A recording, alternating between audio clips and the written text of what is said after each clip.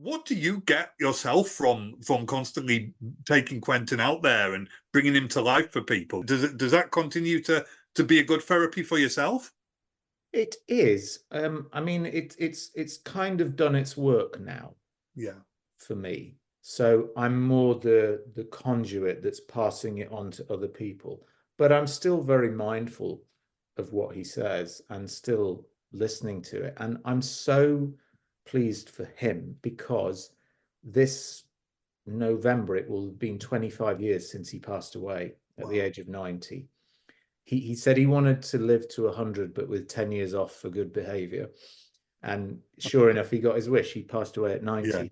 Yeah. But, 25 years on, it's lovely to watch people's reaction and just their stillness and then their sudden burst of laughter with one of his disarming remarks.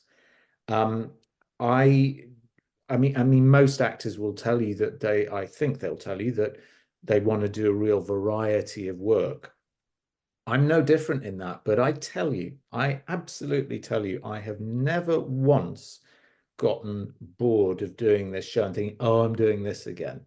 And if I ever were to feel like that, I would stop doing it because I've got too much respect for the story and too much respect for the man to just churn it out. It genuinely, for me, is it's still an uplifting, inspiring piece to do. And you don't actually always often get that many good roles as an actor. You might do tons of work in your career, but how many of them are memorable?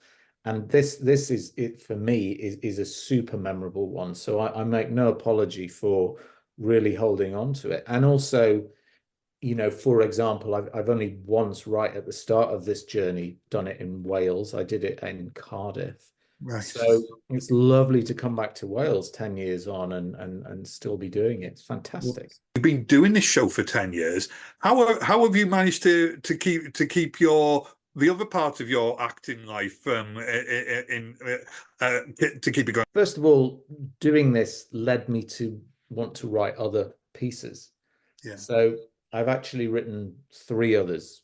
I wrote two solo plays, one about Derek Jarman, the filmmaker, and one about a novelist from the 30s and 40s called Patrick Hamilton, who wrote Rope and Gaslight. Yeah. And I wrote a 200 about Frankie Howard's life as well. And wonderful. Those 4, I tour them all like a kind of continuous rep actor.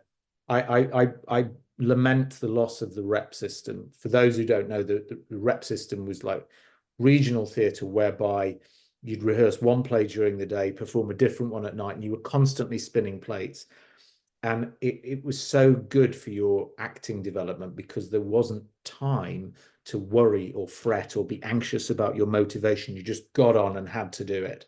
And I think it's been really, really good for me. And fortunately as well, I'm still able to find time to do other things like, wonderful short film I did recently that I really enjoyed. So, yeah, it's been an unexpected journey and the longevity of it has completely surprised me, but, enjoy it. And I also think if an audience can see that you're enjoying yourself, it does transmit itself in a good way. And very true.